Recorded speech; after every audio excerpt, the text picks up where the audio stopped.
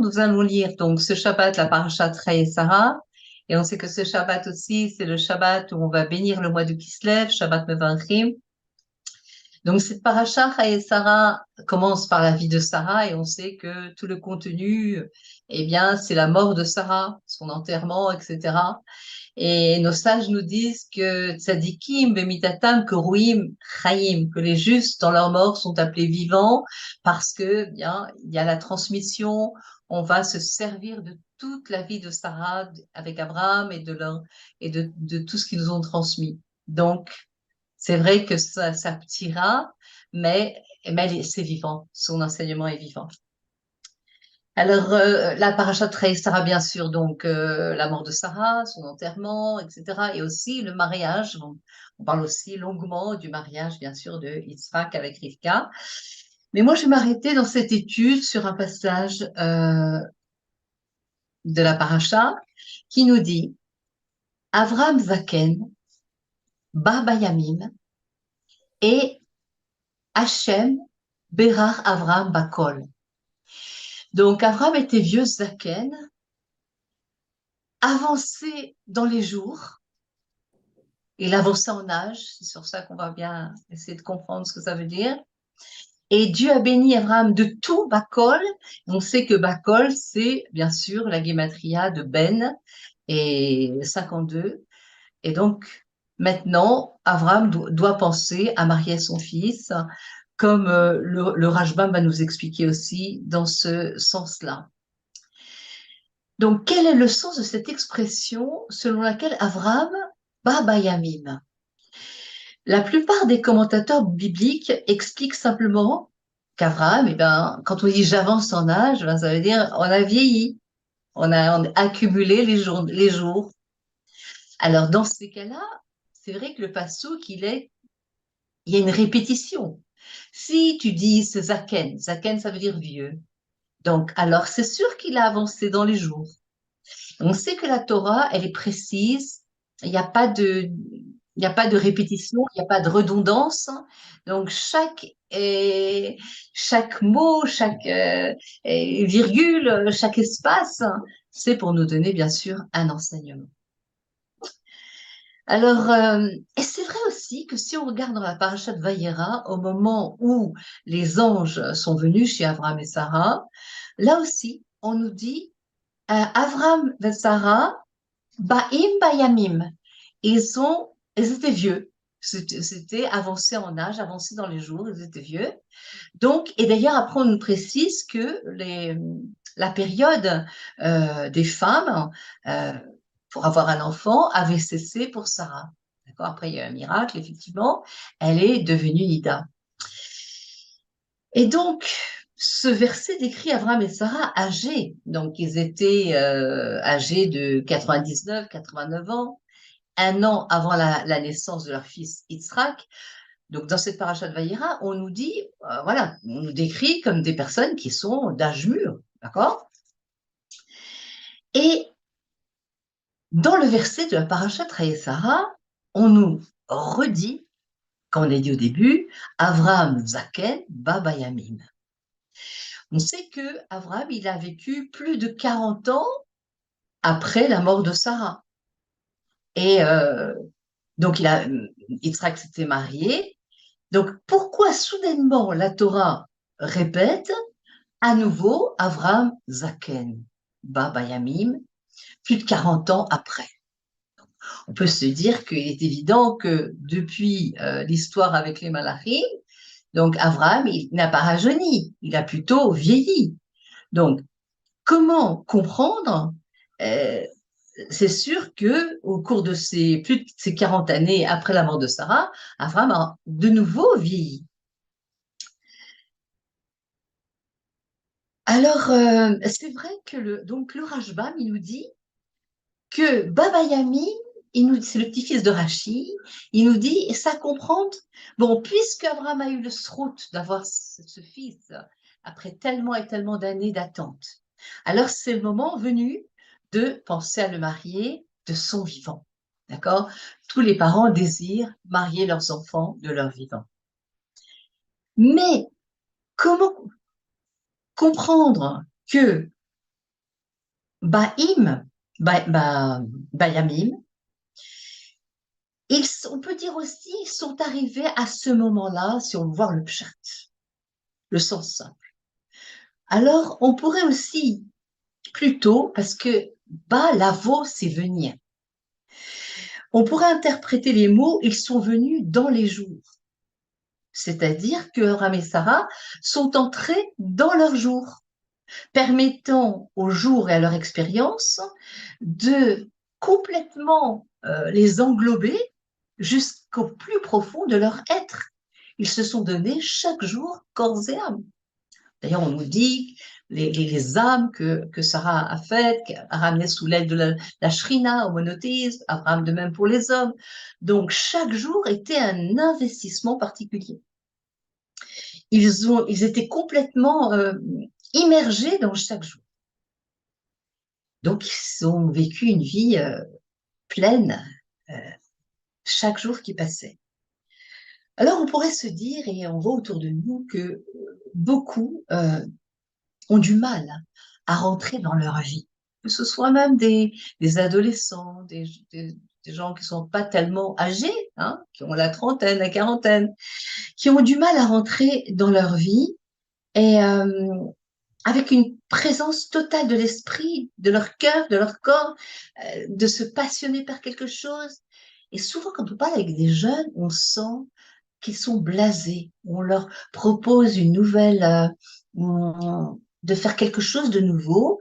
Eh bien, c'est bof. Qu'est-ce que ça va m'apporter? On reste rivé devant notre portable et il y a rien qui sort. Donc, comment faire suffisamment confiance à la vie pour qu'on puisse, justement, à l'exemple d'Avraham et Sarah, s'immerger totalement pour se réaliser finalement, pour développer les forces intérieures qu'Hachem il a mis en nous. On voit un enfant, il se dit, mais qu'est-ce que ça va donner? Comment il va grandir? Quel est son potentiel? Alors, des fois, on parle avec des gens et on se rend compte qu'ils ont un certain blocage et ils prennent pas vraiment conscience de l'importance de vivre pleinement leur vie. Pourquoi? Parce que, eh bien, peut-être au niveau de leur éducation, peut-être l'éducation a été un peu trop rigide, ou bien le contraire, un peu trop laxiste, hein, les contraires se rejoignent. Donc, et puis des déceptions, des épreuves, des douleurs, la honte, la colère, la culpabilité, tout ça fait que on peut se bloquer dans notre vie et pas se réaliser pleinement. Alors, certains préfèrent laisser les journées passer. Fois où on voit quelqu'un occupé à un jeu, on dit, mais qu'est-ce que tu fais? Ben, ça me fait passer le temps. Ah, ça veut dire quoi, passer le temps? Passer le temps il passe et on dirait que la personne, elle est extérieure à le temps de sa vie. D'accord? Et là, souvent, on observe que nos journées, nous restons distants. Si on n'a pas vraiment d'objectif de vie, si on reste encore bloqué avec des ressentiments, parfois c'est vrai que on a de quoi avoir des ressentiments. Il y a des enfants qui ont subi la maltraitance ou qui n'ont pas vraiment été écoutés dans leur enfance ou leur adolescence. Et le ressentiment d'ailleurs, ça crée des maux physiques. Jacques Salomé, qui est le père de la communication, disait que si on n'a pas, si on reste avec une carapace et on va pas pleinement dans sa vie, on rentre pas pleinement dans sa vie, ça peut générer des maux, MAUX, des maux physiques. Par exemple, un trop grand ressentiment à l'égard d'un des parents qui a été un peu dur, ou ça peut créer par exemple des crises d'asthme. On a fait il y a eu des recherches qui ont été faites. Donc le corps il s'étouffe. Pourquoi? Parce que, eh bien, on n'a pas exorcisé, on n'a pas essayé de comprendre et de se faire aider parfois. Et donc rester en dehors de sa vie, d'être trop timide, d'être en retrait et se laisser complètement finalement de passer à côté et de laisser filer le temps. Alors, Avram et Sarah, nous dit la Torah, eh bien, personnifient un modèle différent. Ils sont venus dans les jours. Ils entraient pleinement dans leur journée. Ils se sont laissés envelopper par la vie. Et toute leur journée, toutes les matins, les après-midi ont été explorés, actualisés, vécus pleinement. Ils ont valorisé, ils ont célébré un maximum chaque jour, chaque jour. Alors justement, un jour, il y a un chassidie qui a demandé au rabbi, Rabbi, quelle est la prière la plus importante à vos yeux, pour vous? Et le rabbi a répondu, la prière du Modéani, quand on se réveille le matin, avant même de se laver les mains. Eh bien, on récite cette prière de remerciement à Dieu, qu'on soit encore vivant, que Dieu nous ait ramené notre âme. Et justement, le rabbi explique que le fait de s'endormir, devant qui on va s'endormir, devant qui on va se réveiller, devant Akadosh Baruch Hu, qui nous rend notre neshama, qui a passé un petit séjour là-haut pendant notre sommeil, et de se rendre compte, en ouvrant les yeux ou en prononçant ces paroles, eh bien, ça va avoir un influx sur toute la journée qui va suivre. Et à ce propos, j'ai lu une très belle histoire avec le Rav Avramsky, qui a rencontré le Rabbi Rayatz, Rabbi Yosef Yitzhak, le beau-père du Rabbi. Et une fois, il avait fait des activités contre-révolutionnaires sous le bolchevisme. Il avait été en Sibérie et il a pu s'en sortir de cet enfer. Et un jour, il devait se rendre à Londres et après à New York. Et il a décidé d'aller voir le Rabbi Rayatz, Rabbi Yosef Yitzhak. Et le Rabbi lui a demandé, racontez-moi un épisode de ces années difficiles en Sibérie. Le Rav Avramsky, il a réfléchi un instant et il se rappelait de rien. Les journées mornes, grises, froides, -40, toutes les journées se ressemblaient. Et il dit au Rabbi, je me souviens de rien. Je me souviens de rien.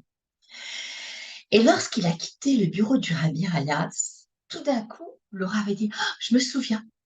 Il fait demi-tour, il s'installe en face du Rabbi et il commence son récit.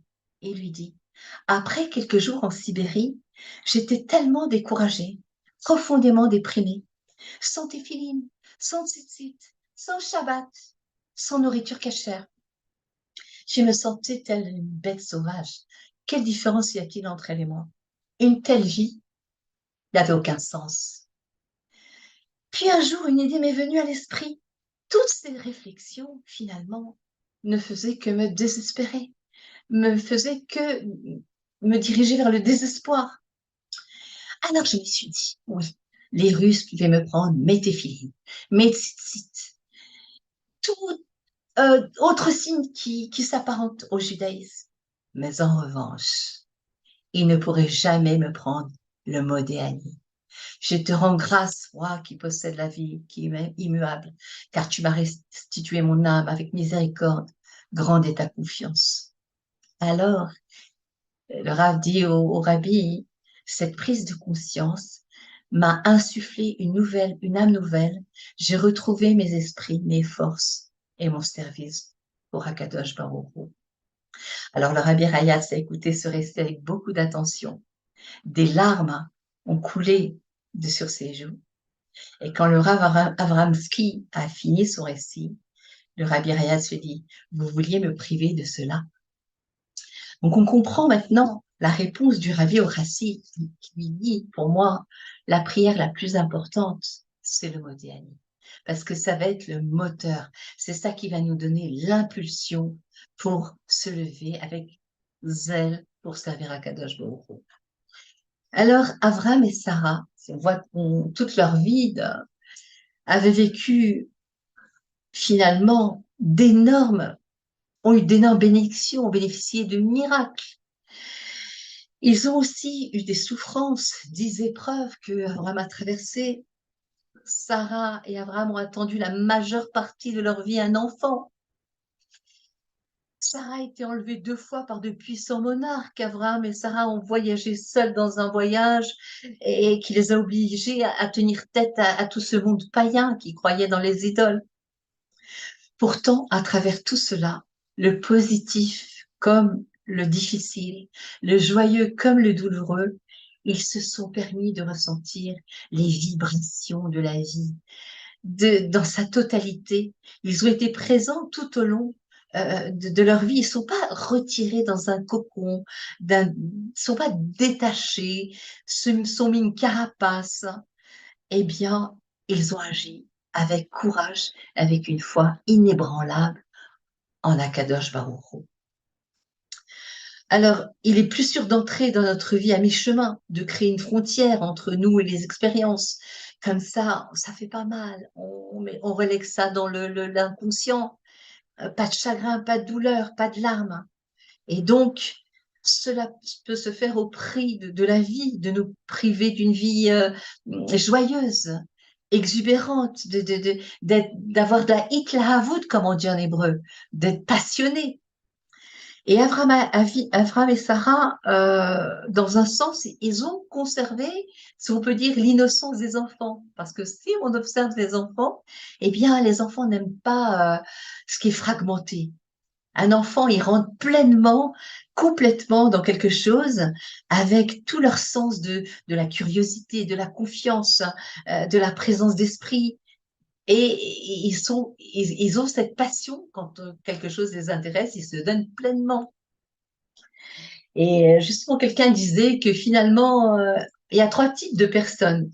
Celles qui font bouger les choses, ceux qui regardent les choses se produire, et ceux à qui il faut dire que quelque chose s'est passé. Donc finalement, l'exemple d'Abraham et Sarah nous disent que on doit être acteur de sa vie. Ne pas laisser les autres décider pour nous, ne pas être enfermé par quelque chose qui nous a blessés, mais essayer de résoudre ce problème pour s'en sortir. Et finalement, les personnes qui vivent une vie complètement de s'immerger, eh bien, chaque journée est différente, ou devrait être différente. Chaque jour fait naître une nouvelle prise de conscience, un nouveau défi, Edgar, comme on dit en hébreu, un challenge. C'est ce que disait d'ailleurs le rabbi, nous disait, ne voyez pas ça comme une épreuve, les difficultés de la vie, mais voyez ça comme un challenge, un défi à relever. Et donc, et c'est comme ça qu'on peut entreprendre le voyage de notre vie à quelque âge que ce soit, cette prise de conscience qu'on a une force potentielle extraordinaire à faire émerger. Et nous comprenons maintenant pourquoi, plus de 40 ans après, la Torah juge nécessaire de répéter exactement la même description au sujet du premier juif à Yehudi Harishon, Avraham Zaken, Baba Yamim. Donc, sans aucun doute, durant cette période, Avraham a vécu les moments les plus profonds et les plus turbulents de toute sa vie.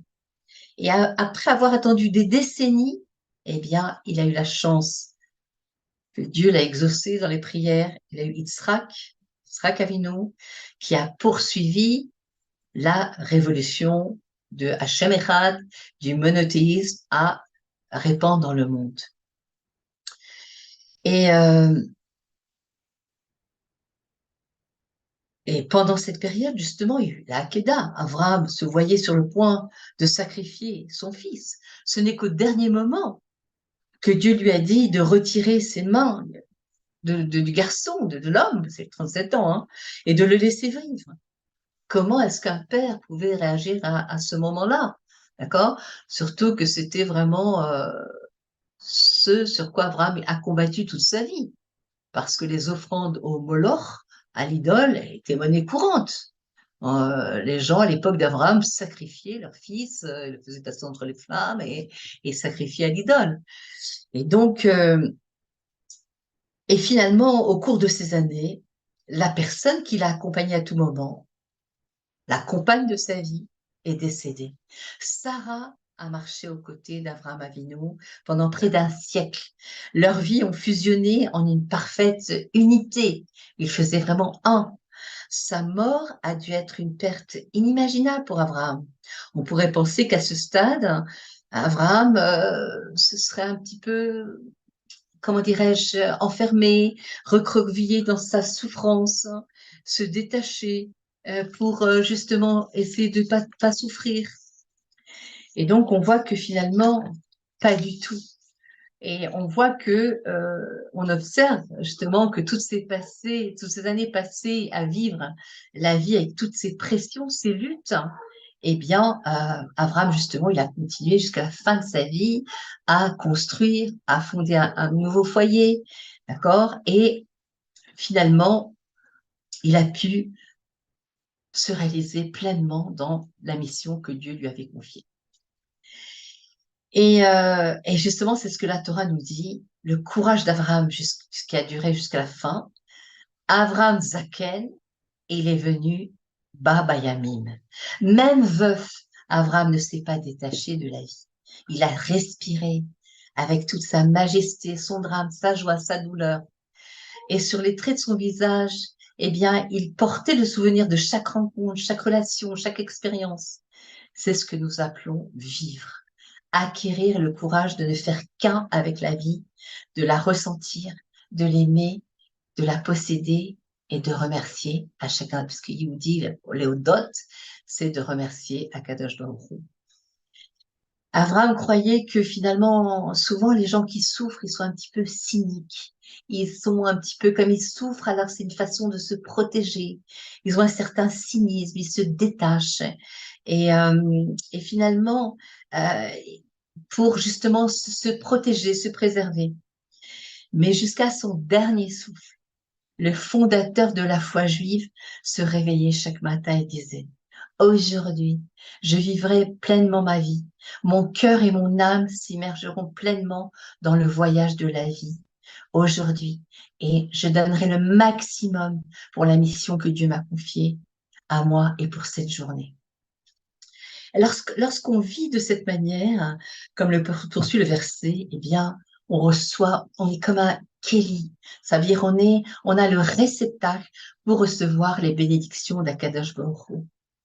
En fin de compte, ce ne sont pas les années de notre vie qui comptent, mais c'est la vie qu'on va mettre dans nos années. Et donc, il ne faut pas avoir peur que notre vie se termine. Il faut avoir peur qu'elle ne se commence pas. Et c'est ça les leçons qu'Abraham Avinu nous a données. Et Sarah, justement, sa femme, Sarah Imenu, c'est justement ce que Sarah a conservé toute sa vie. On parle de sa beauté physique, qu'elle était pure, qu'elle était belle à 100 ans comme à 20 ans. Et finalement, qu'est-ce qui émanait de Sarah? C'est sa beauté intérieure, la pureté intérieure de Sarah. C'est ça qui irradiait dans toutes les parties de son être. Elle vivait en harmonie avec ce qu'il y avait au plus profond de son être. Et cela aurait pu naître du fait qu'elle était retirée du monde, isolée, mais ce n'est pas le cas.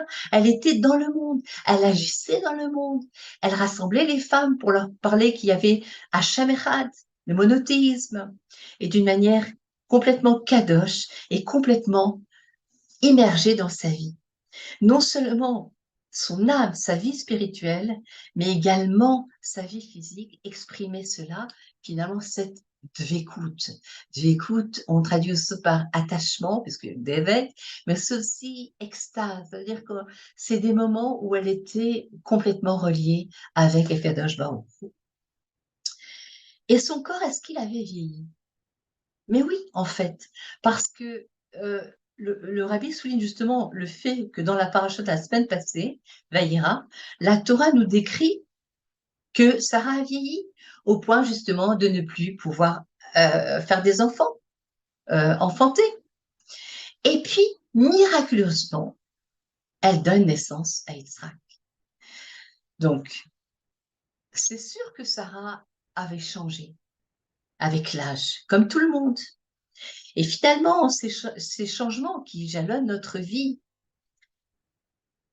ne font pas du tout obstacle à la constance intérieure de notre être. Notre âme, elle, ne vieillit pas. Elle a besoin d'être nourrie, justement, Et malgré les changements physiques, eh bien, notre spiritualité, si on nourrit notre neshama par la Torah et les mitzvot, notre spiritualité intérieure rayonne de façon intemporelle. C'est ça qui émanait du visage de Sarah. Et finalement, on a tous l'opportunité de ressembler à Sarah. Parce que la Torah, c'est la Shonora, c'est un livre d'enseignement, c'est pas un livre d'histoire. Et donc, grâce aux enseignements de la Torah, nous pouvons avoir justement cette force, cette innocence de gérer notre vie avec les fondements de la Torah et des mitzvot, la Kat Nerot, Tarat HaMishpacha, la Kashrut, donc de placer les fondements de notre judaïsme pour nous réaliser et faire irradier notre âme. Et ainsi de se débarrasser finalement des aspects de notre ego. Hein. Souvent, c'est ça, cet ego qui nous coupe de notre véritable personnalité. Et je voudrais justement vous dire que le rabbi, eh ben, c'était l'exemple aussi de nos jours pour ceux et celles qui ont eu la chance d'entrer en Ichidou. Eh bien, le rabbi, c'est un exemple. Par exemple, en 1972, le rabbi a annoncé son 70e anniversaire. Alors, certains suggéraient qu'il ralentisse son activité, mais ce n'était pas du tout l'intention du rabbi. Pour ses 70 ans, le rabbi a reçu un nombre incroyable de personnalités et il a dit que les plus âgés ne doivent pas succomber à ce conformisme qui invite à mettre un terme à toute vie productive. Pas de retraite pour les Juifs, dit le rabbi. Au contraire, il faut faire usage de la sagesse, de la maturité accumulée au fil des ans pour aller, comme il disait le rabbi, Mechaïl el Chaïl, de combat en combat. La mise à l'écart des plus âgés n'est pas seulement cruelle, dit le rabbi, mais elle est stupide, car plus vite le monde change et plus nous avons besoin de l'expérience et de la maturité de nos amis et parents plus âgés. Idem pour son 80e anniversaire. Il a fait un discours jusqu'à 3 heures du matin, alors que son médecin, les amis lui disaient peut-être faut réduire, etc. Non, il est resté jusqu'à 3 heures du matin. Il a distribué à quelques milliers d'hommes, de femmes, d'enfants un sefer et ça a duré jusqu'à 3 heures du matin. Alors souvent, l'approche de la retraite, c'est une angoisse pour certains. Pourquoi est-ce qu'on ressent de la frustration à la seule idée de passer des années dans l'oisiveté, alors que toute notre jeunesse, on était actifs, on travaillait, on fallait nourrir nos familles. Eh bien, pourquoi donc cette angoisse approche de la retraite? J'ai une amie qui me disait, quand je travaillais, elle me disait, oh, elle envoyait des collègues faire le pot retraite, tu sais, le départ, et elle me dit, oh là, qu'est-ce que ça m'angoisse quand j'arriverai à ce moment-là. Mais tout simplement, nous explique le rabbi, parce que nous n'avons pas été mis sur terre pour mener une existence purement matérielle. Nous avons été créés pour affiner, parfaire le monde matériel à travers le Hémet, pour introduire le divin, la divinité en chacun des moments que nous vivons. C'est le but de notre vie. Et cela s'étend à notre vie entière. Donc, si la vie n'est pas accumulation de biens matériels, d'augmenter notre productivité, être carriériste, faire augmenter notre salaire à chaque fois. Donc, alors c'est vrai qu'il est possible d'apprendre ces moments où nous affaiblissons avec l'âge. Mais l'être humain est au premier chef un être d'esprit, dont la richesse véritable se mesure en termes d'intelligence, de sentiments. et d'acquis spirituel qui nous fait réaliser que c'est l'âme, c'est notre neshama qui constitue l'essentiel de notre vie. Et l'âme, contrairement au corps, elle ne vieillit pas. Elle continue de mûrir. C'est pourquoi, à mesure qu'une personne prend de l'âge, Baba Yamina, on dit pas je vieillis, j'avance en âge. Elle doit continuer d'agir dans le monde, car sur le plan spirituel, elle ne fait que s'affermir. Donc il nous faut garder à l'esprit que pour faible que devienne notre corps avec l'âge, on dit il y a un passouk dans Télim, on demande à Dieu de ne pas nous abandonner au moment de la vieillesse. Donc notre âme, elle garde toute sa vigueur et son aspiration à être constamment revigorée à l'exemple d'Abraham et Sarah. Et donc, si la force physique est éphémère, bien sûr, eh bien, la portée de nos bonnes actions, elle est éternelle.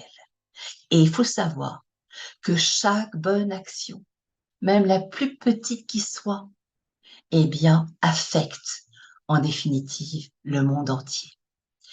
Donc, bien mesurer que nos actions, elles sont sacrées.